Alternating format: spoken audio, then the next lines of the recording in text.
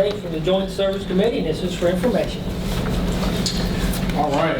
I think everyone should have in front of them a copy of the study that we had done, the fiscal analysis.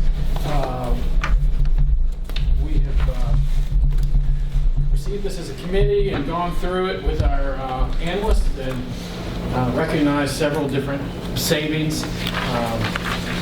If everyone will have a chance to read it in full, but a couple of the big kind of money saving portions of this and the way that we could save money as a consolidated school system. And there's some ideas that we could save money just as our own school system. But one of the things that it speaks to is an early retirement incentive program, which is a program meant to encourage folks on the brink of retirement to look at the idea of retiring. That is on page 42, table 23. There's a chart, but that is a program that's meant to encourage folks that are at the top of the scale, that typically cost the school system the most amount of money in benefits and salary, to retire and hopefully replace them with someone at the average cost, or possibly, as we've seen in our own school system many times, we'll replace someone with a new teacher at the bottom of the scale. If you look at table 23, you'll see that it lists some of the teachers with over 30 years of service, 20 of them at Alleghany. The average compensation for those folks is $79,056. So just talking about 20 of them cost about $1.581 million. If you were to replace those with folks at the average compensation or benefits cost, it would be about $64,000, which is going to save you about $15,000 from the get-go. The long-term savings, if all teachers were replaced without average salary for those 20 teachers, it would be about $293,000 a year. And what it does, what the ERIP policy does, it would allow people to make about 15% of their annual salary and pay their health insurance benefits until they get to 65. And one of the, later on in the package, you'll see there's a example of a Rockbridge did a ERIP program, and some of the things that they gained through that. But what they did was, you have folks that are going to get 15% of their salary, and you ask them to work 15 or 20 days a day. These could be substitute teachers, they could be mentors for other teachers. You know, at JRTC, one of the things we need is people to go out into the field with students that are doing internships and things like that. So that is a great opportunity for those folks to kind of come back and to help our school system even further. And in return, we're going to pay their benefits and give them some salary as well. So, but that's one of the things that we would ask money for from the state to start some sort of program like that. And our analyst suggested,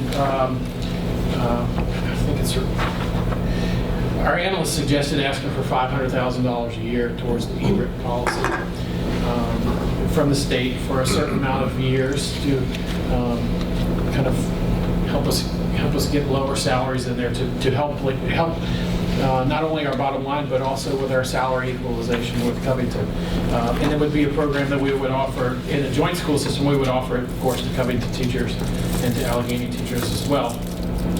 There were a lot of things that would need to be figured out about that, different restrictions and things. But basically, what you would do is you would limit it to that $500,000 a year. That would be how much your ERIP could pay out every year. And so that's one major cost savings portion. Another thing that if you look at page 39, table 21,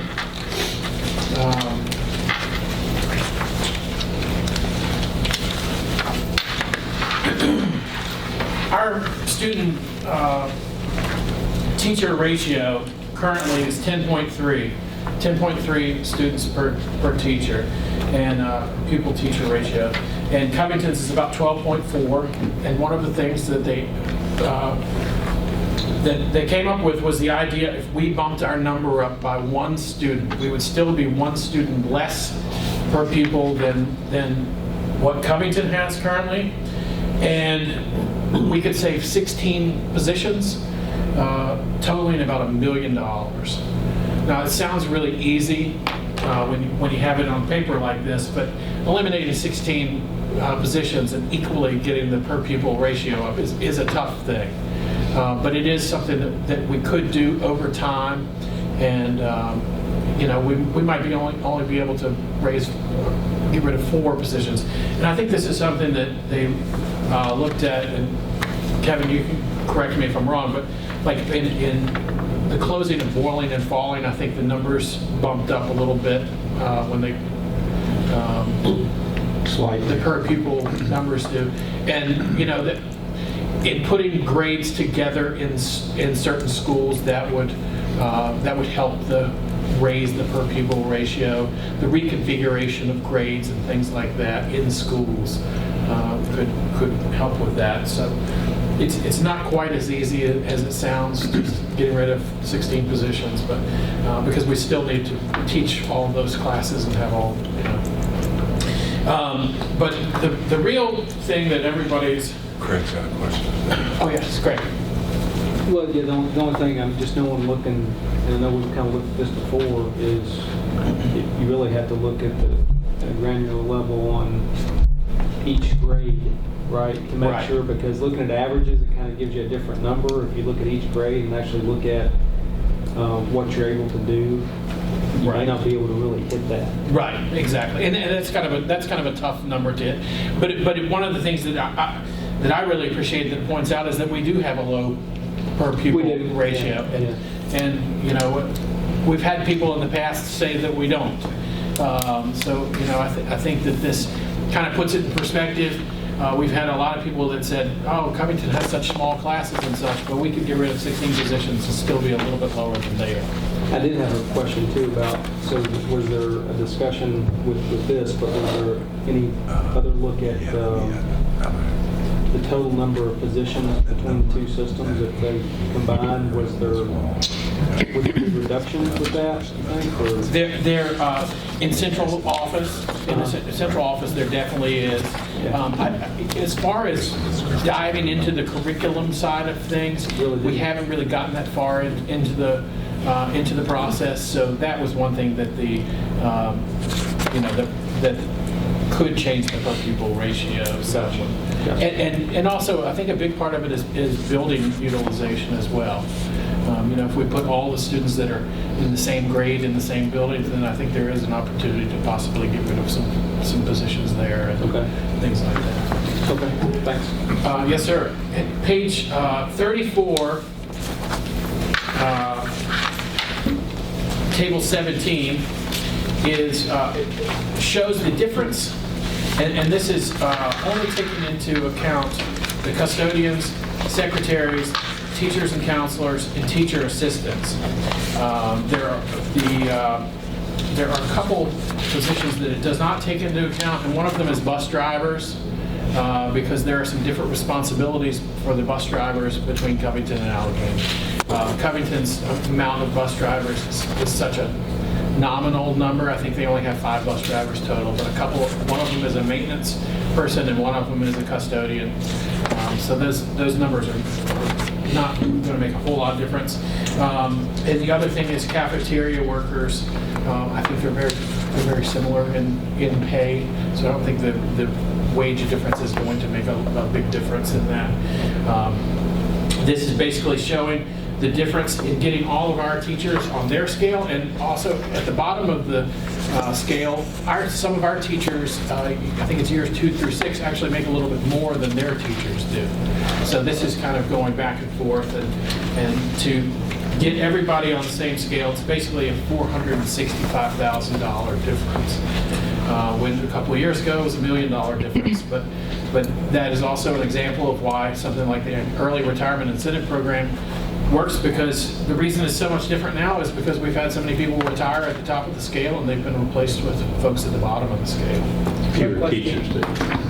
What's that? Fewer people too. Right, yes. These are just the Alleghany salary difference, or is the Covington salary difference?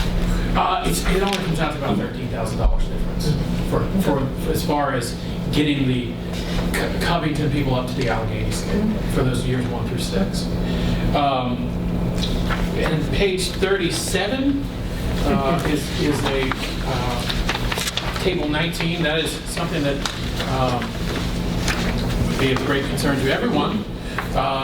We've heard from our analysts that both systems are benefit rich, and that we have good insurance programs and compared to some of our cohorts.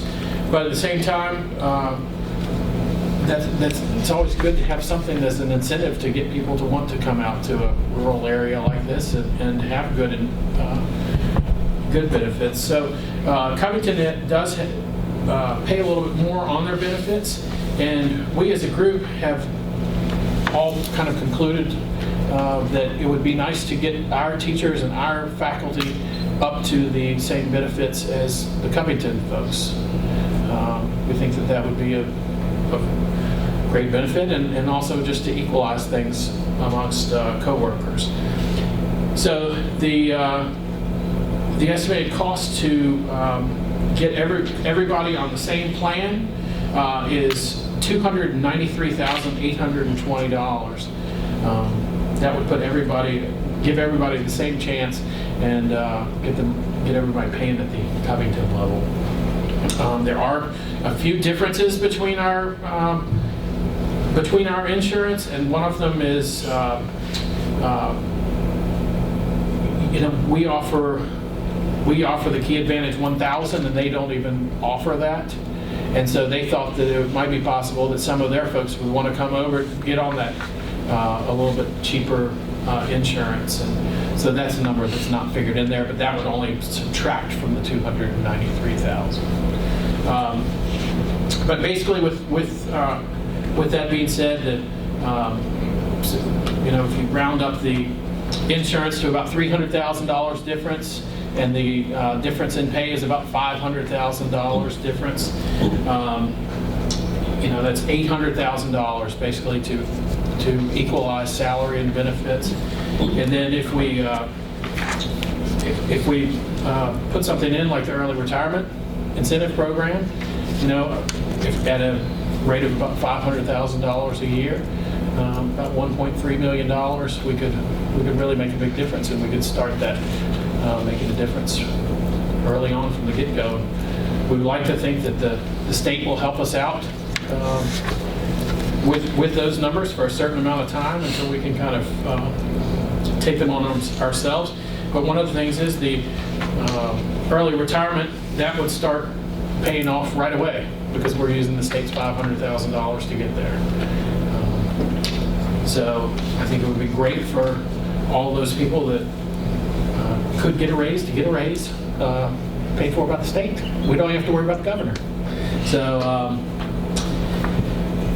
that's kind of a little synopsis of what we've learned from this. But there's a lot of information in here. I think a lot of you will appreciate some of the information in there. And also, if you have people in the community that ask you questions about things, there's a lot of kind of false information out there in the community, and I think that with this, with everybody having this, you can answer some of those questions that people may have, or things like Covington has really small class sizes, and now you know what the difference is between the two. Gerald, do you? Well, Jerry put this on journal, Yes. Yep. just so everybody can look at it. Yep. Give access to it. The benefit things what I was most worried about, because they pay so much more for the health insurance. But who's to say that we can't compromise on this?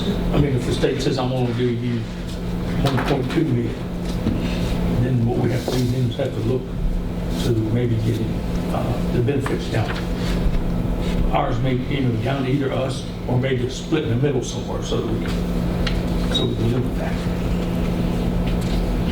We'll have to be careful because when people start taking, well, about eliminating jobs, because that's one of the things we promised, that we wasn't looking to lay off people, that this would be through attrition and retirement. Because the natives would get restless.